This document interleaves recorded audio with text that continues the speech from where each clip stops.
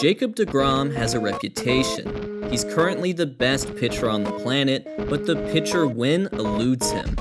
His New York Mets teammates are often to blame. The narrative suggests they don't give him any run support, but have we considered that maybe Jacob deGrom just has bad vibes? You can't do analytics on bad vibes. I've tried. Baseball is a zero-sum game. If deGrom is getting unlucky in the win and loss columns, there must be someone out there who has experienced the opposite. The anti-deGrom. Enter Drew Hutchison. In 2015, he was tapped as the unlikely opening day starter for the Toronto Blue Jays.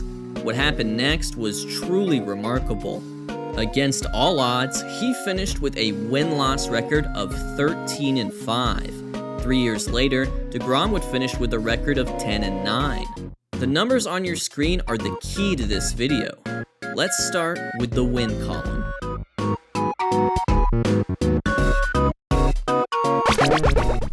Drew Hutchison re-emerged for the Blue Jays in 2014 after recovering from Tommy John surgery.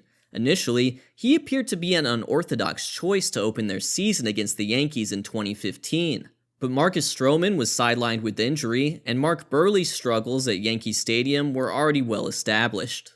So, the 24-year-old Hutchison went to the Bronx and went to work, carving up one of the classic, but also very weird, mid-2010s Yankee lineups. With 6 innings of one-run ball, Hutchison collected his first win of the season. His best performance came in May when he tossed a complete game shutout in just 96 pitches.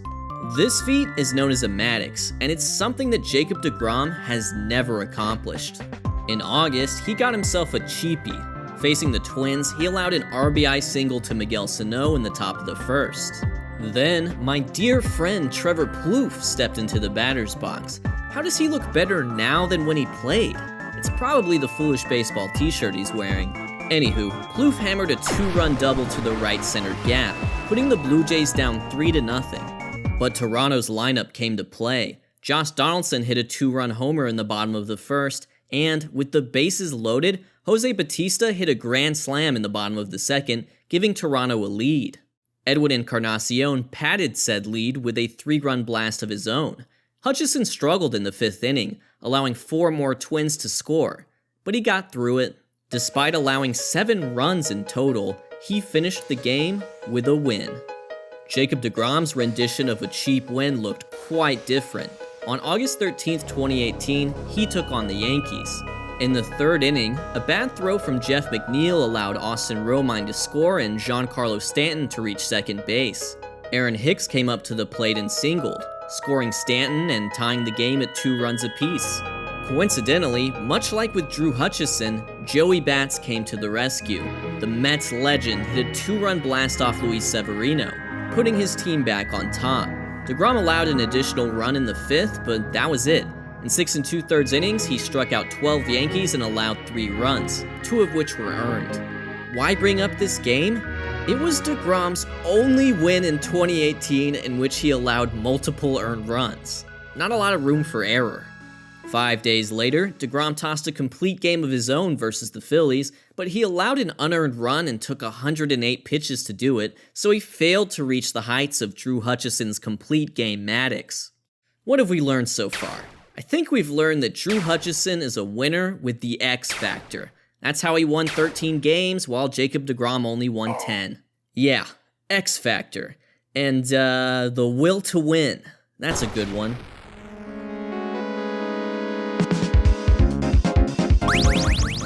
In a study of wins and losses, no decisions can be the most telling outcome of them all. Drew Hutchison pulled off one of the great no-decision heists versus the Red Sox in Fenway. Boston batted around in the 1st inning, including back-to-back home runs by Pablo Sandoval and Mookie Betts. Then in the 3rd inning, Dustin Pedroia got one of his own, hitting one over the monster. And that was the end of Hutchison's day. In 2 1/3 innings, he allowed 8 runs. But the game was far from over. In the top of the 7th, not only did the Blue Jays bat around, every hitter in the lineup reached safely. The Red Sox ended up using 3 different pitchers in the inning, but none of them could stop Toronto from scoring. The Blue Jays exited the 7th with a 13-8 lead, which they would not relinquish. What did Drew Hutchison get for his efforts? No decision, baby! Most of DeGrom's no decisions have been a tragedy by comparison, perhaps none worse than 8 innings of shutout baseball versus the Phillies in July. He carved through that lineup like butter, but he still wasn't able to secure the win. The Mets eventually broke through in the 10th inning, winning the game. Still, DeGrom was stuck with a no decision. As for the losses, we could stay here all day and talk about unfortunate DeGrom starts. He took an L for 7 innings of 1-run ball versus the Braves. That would be most pitchers' worst loss, but it might not even be his worst loss against the Braves that season. He allowed 2 runs in 8 innings in a different start against them. The Mets lost 2-1, with DeGrom driving in New York's only run of the game. In 2018, Jacob DeGrom had a 2.71 ERA. In losses, that's the lowest ERA in losses since Pedro Martinez in 2000. In terms of his cumulative ERA of 1.70, that's the lowest ERA for any starter with 9 losses since 1968, the year of the pitcher. And look, it's a well-known thing that Jacob DeGrom went 10-9 with a 1.7 ERA, but equally impressive is Drew Hutchison going 13-5 with a 5.57 ERA. 5.57. That's the highest winning percentage for any pitcher with an ERA over 5.5 in MLB history. How does this happen? It's dead simple. Run support.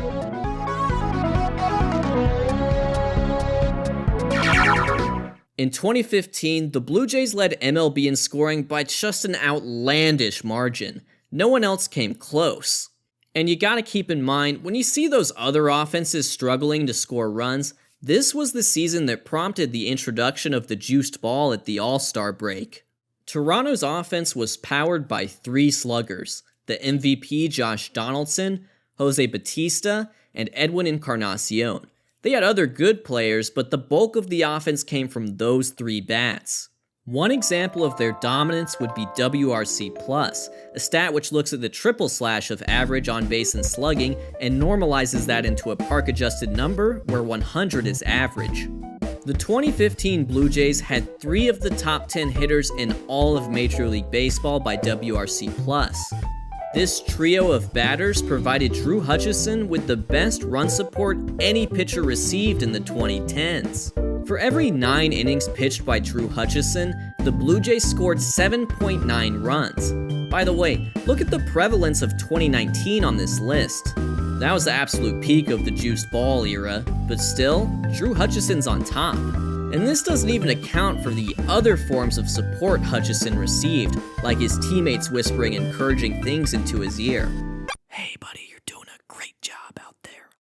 So now we turn our attention to Jacob DeGrom, and I think the prevailing question is simple. Was Jacob DeGrom's run support as bad as it seemed? The answer is, for the most part, yes. Between the 2018 and 2019 seasons, DeGrom had the lowest run support of any pitcher with at least 300 innings. For every 9 innings pitched by DeGrom, the Mets scored just 3.81 runs. Indeed, the league's best pitcher received the league's worst run support. He followed up his 10-9 2018 with an 11-8 2019. Of course, that didn't stop him from taking home back-to-back Cy Young awards. Although Zack Greinke's 2009 and King Felix's 2010 had done most of the heavy lifting, this stretch really cemented the fact that the pitcher win doesn't matter in today's MLB. Not when the top starters average between 6 and 7 innings per game, and certainly not when the New York Mets exist, just as a concept. But if Jacob DeGrom can get credit for that, shouldn't Drew Hutchison?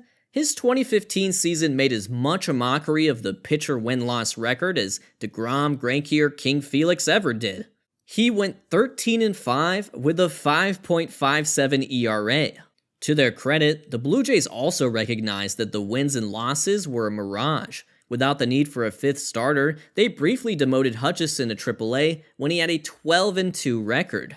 He was also left off their playoff roster entirely. By that point, David Price had joined the team and Marcus Stroman was back from his ACL injury. Still, Drew Hutchison gutted his way through a difficult season and got by with a little help from his friends.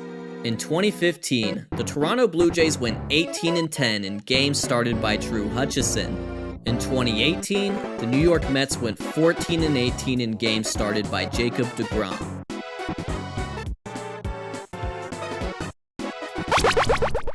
Jacob deGrom may have won back-to-back Cy Youngs in 2018 and 2019, but now he's a different beast.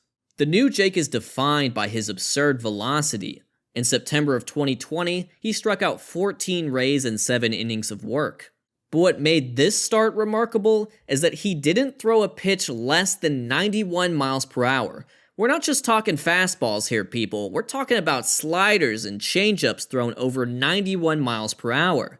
Oh, by the way, he took a loss for that game.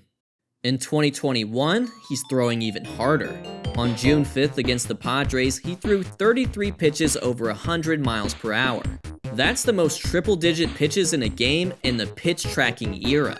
And now he's finally unlocked the secret to run support, which is to just do it yourself. Through his first 12 starts of the season, deGrom has allowed 4 earned runs as a pitcher while driving in 6 with his bat.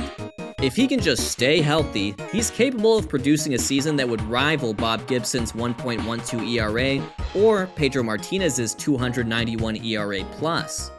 And even though his career counting stats won't impress anyone, he may just be our alien pitcher. You know, the pitcher you'd want on the mound when the aliens challenge us to a game of baseball after they come from outer space, or the bottom of the ocean. Which leads to my next point. We don't know what's going on at the bottom of the ocean. The official channel stance of Foolish Baseball is that we shouldn't be mapping stars millions of light years away until we figure out just what the heck is going on at the bottom of the ocean. It's on our own planet, people. The so-called aliens could easily come from there. Sorry about that. Look, there's more to the story with Drew Hutchison as well. Despite his struggles with a 5.57 ERA in 2015, his ratios in strikeouts, walks, and homers generated a 4.42 FIP. He had other peripheral stats that were even more optimistic. After his wild 13-5 ride, Hutchison was unable to break through to the Blue Jays rotation again. He bounced around 7 different organizations in a span of 3 years. While Jacob deGrom was establishing himself as the best non-underwater pitcher on the planet, Drew Hutchison experienced the destabilizing roster churn that we expect our gladiators to just put up with. But his winning ways persisted. While deGrom's Mets flopped in 2020, Hutchison played indie ball, pitching for the Milwaukee Milkmen, champions of the American Association. He used that as a springboard back into affiliated ball. He's currently playing for the Toledo Mud Hens, the Tigers' AAA team. Maybe he'll reappear in the big leagues for the first time since 2018. Let's take it back to the beginning. Drew Hutchison, the young and unlikely opening day starter for a terrific Blue Jays squad. Before his big day in Yankee Stadium, a reporter asked him point blank for his best attribute on the mound. Hutchison kept it simple. I think I'm a winner. I think he's right.